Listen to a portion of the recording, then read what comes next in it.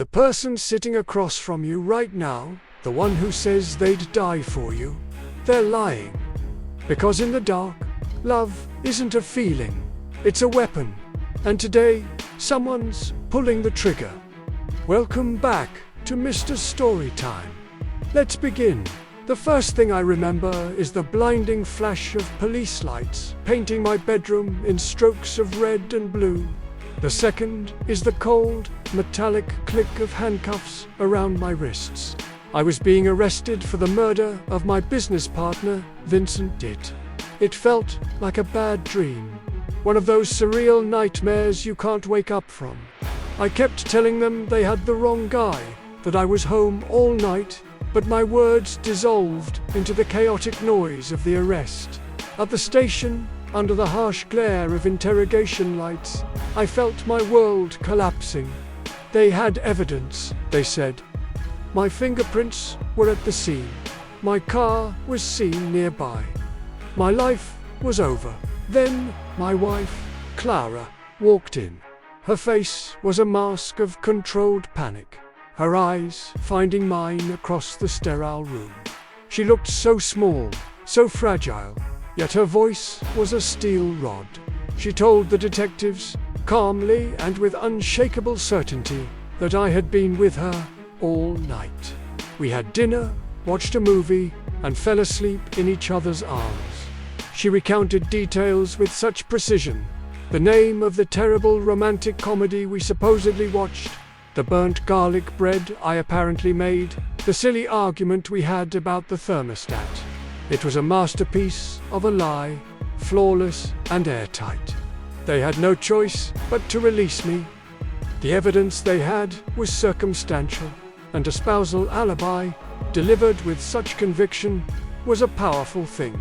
Driving home, the silence in the car was heavier than any words. I glanced at Clara. She was staring out the window, her reflection a ghostly image against the passing city lights. I wanted to thank her, to hold her, and tell her how much her loyalty meant to me, but a cold knot of dread was tightening in my stomach. I never asked her to lie for me. I never even had the chance to speak to her after the arrest. How did she know exactly what to say? How did she conjure up such a perfect, detailed alibi on the spot? I opened my mouth to ask, but the words wouldn't come out.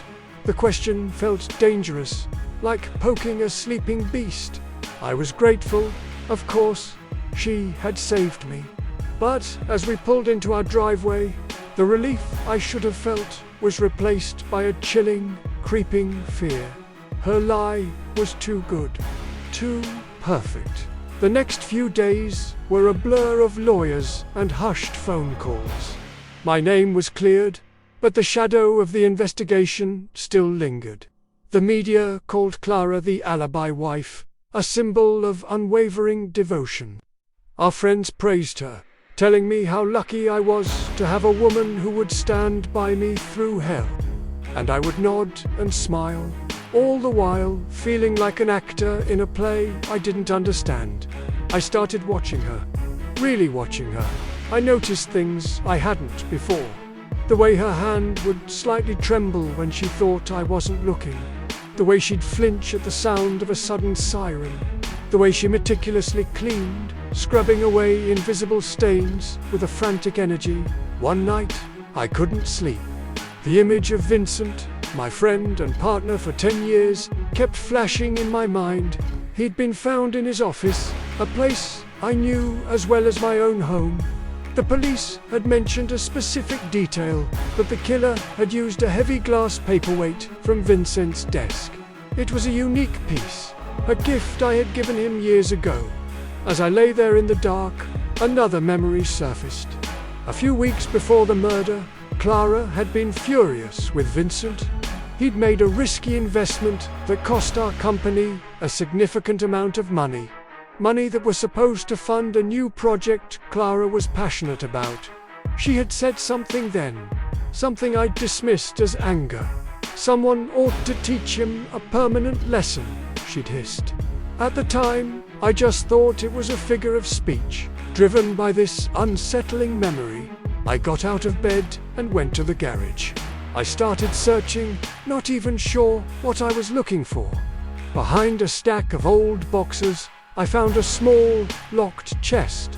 It was Clara's, a keepsake box from her childhood. She'd told me she lost the key 2 years ago. My heart pounded against my ribs. I found a crowbar and pried it open.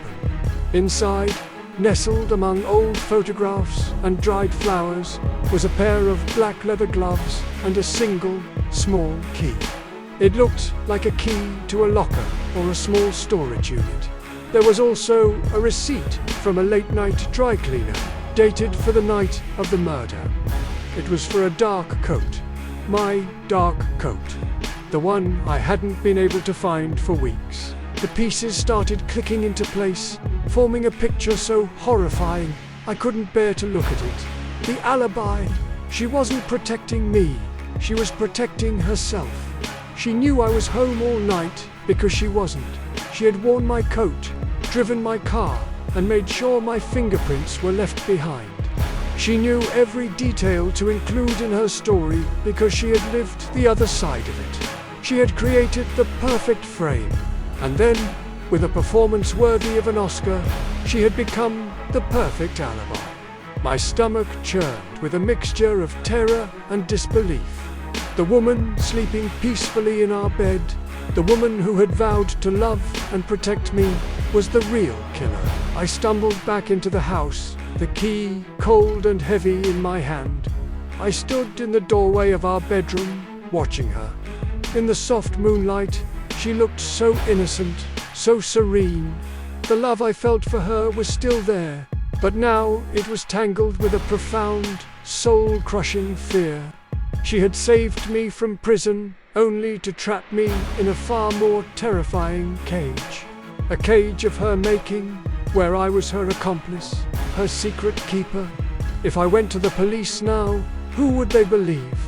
The man who was the primary suspect, or the devoted wife who had already provided him with a perfect alibi? She had thought of everything. She had woven a web so intricate that I was now hopelessly caught in it. My silence was her shield. My freedom was her final alibi. The love of your life. The one you trust with your secrets, your dreams, your very soul.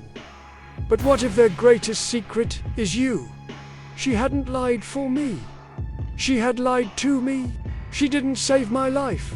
She stole it.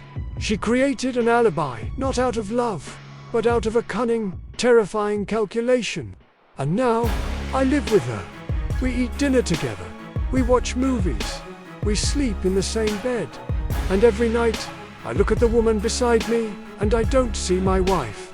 I see a murderer. And I see my own reflection in her cold, calculating eyes. I am her masterpiece, her perfect alibi. Another day, another tragedy turned into a tale. But don't get too comfortable, because the next story I tell might be yours. I'm Mr. Storytime. Until next time, keep watching the shadows.